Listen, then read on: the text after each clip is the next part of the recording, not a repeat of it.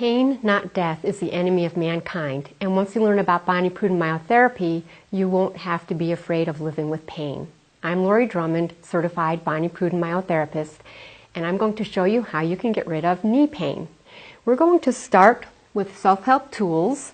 These were designed by Prudden Myotherapist. This is our crook. It was designed so that the curves and the angles allow you to use leverage so that you don't have to strain to get at trigger points that are not easily accessible. We're going to start in the quadriceps, the large muscles in the front of your thighs. When you're a kid, pain, not death, is the enemy of mankind. And once you learn about Prudden Myotherapy, you won't have to live with fear of pain. I'm Lori Drummond, certified Prudden Myotherapist, and I'm going to show you how to get rid of knee pain. We're going to start by using self-help tool. This is a crook. This is one of our tools.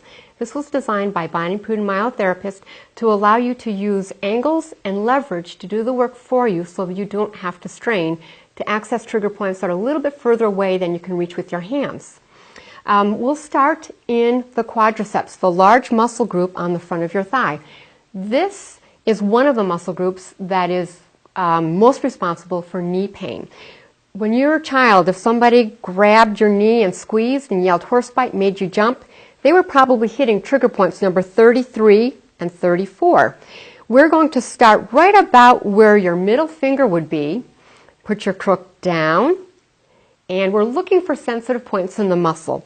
You can use your other hand on top of the crook to stabilize and roll the crook away.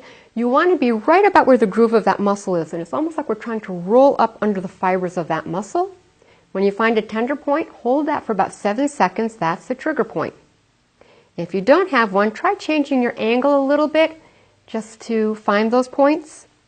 Slide about halfway up the leg in that same groove. Roll over onto the point, and under that muscle, kind of scoop up and relax into that. You're holding for about 7 seconds. That's about how long it takes to diffuse that point. Now come on up. That muscle is coming up towards the top of the leg. Put your crook down. You can use your forearm on the crook and just lean into it as you're rolling over. 7 seconds is about what it takes. There's nothing magical about that. If you hold for 9 or 15, it won't make a difference. But if you hold for too long, you don't have enough time to hit as many trigger points. Now, we're going to do the inside of the knee, right about where your thumb would be.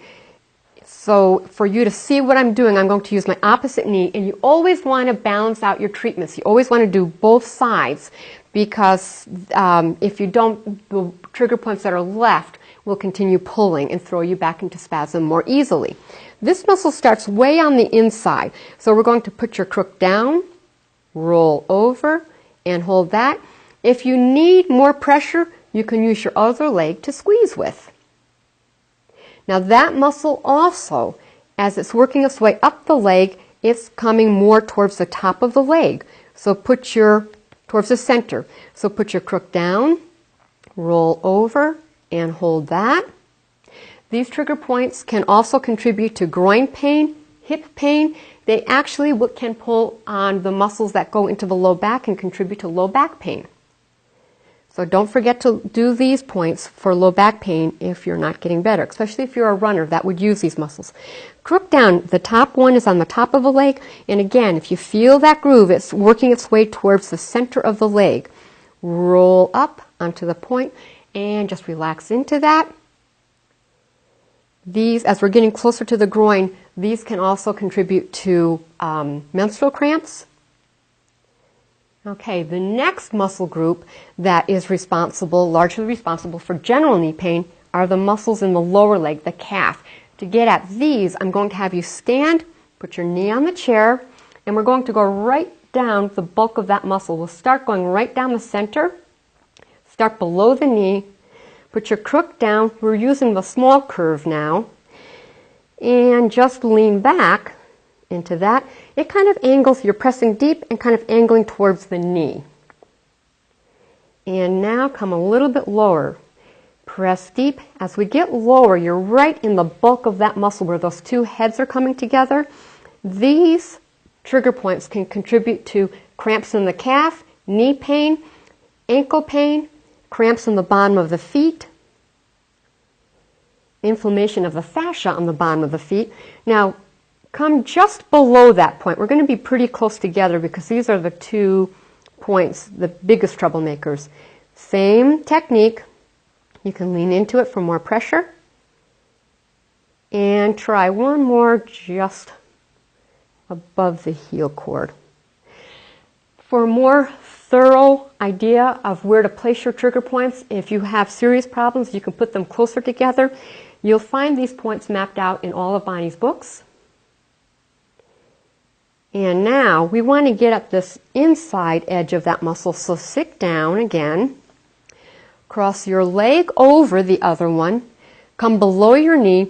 Feel that big tibia bone? We're going to be on the inside of that. Put your crook down. Now slide that point into the bulk of the muscle. Your hand on the small curve. Your handle is pointing away from you, and as you pull it towards you, that is pressing your pressure deep and up against that tibia. So we're kind of wrapping again and trapping the trigger point against the bone.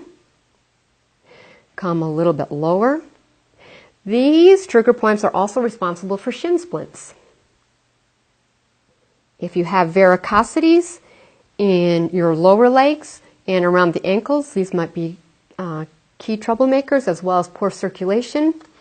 If you know anybody with diabetes, you want to keep these muscles free of trigger points.